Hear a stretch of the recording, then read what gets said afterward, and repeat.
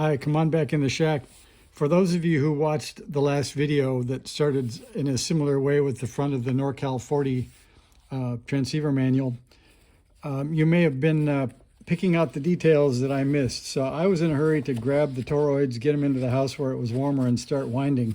And what I ended up with is, well, in my kit, the one lonely FT37.43 is supposed to have an orange dot, but in my case, they don't. It is shinier than the rest, but it doesn't have an orange dot. And I mistakenly thought I was going to go run in the house and I was going to wire T1 and T2. Let me pull this out for a minute and show you that, in fact, in the receiver, it's not T1 and T2, it's T2 and T3, which are here and here.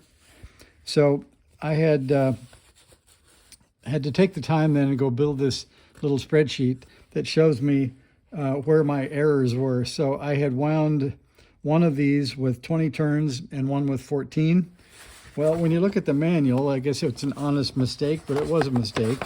So they've got the number of turns, which is 20 on T2, and the number of turns on T3, which is 23, and the number of turns on T1 is 14. It's easy enough to start getting them mixed up because in addition to this 14 turns, there's this 14 inches to get these 20 turns. So I guess I was in a hurry to get into the house where it was warm and ended up putting, you can see these two are the same, the FT37-61s. And for me, this is the shiny one, not the orange mark. But I ended up with the two FT37.61s. One has 20 turns and the other has 14. And if you notice, it's supposed to have 23. So I thought I'd just show you my mistake so maybe you can avoid the same mistake. Then I'll show you the inductor kit that came with my NorCal 40. And so you end up with this set of toroids. And if I can turn this one over, you can see plainly the red ones are the T37-2s. All right, so those are those three red ones. And I don't know if you can see through the bag or not, but this is clearly shinier than the other two. And in the kit, you can see the packing list here says FT37-43, there should be one. FT37-61, there should be two.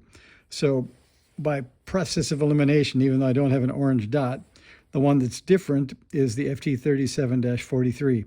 So I'm going to use that one.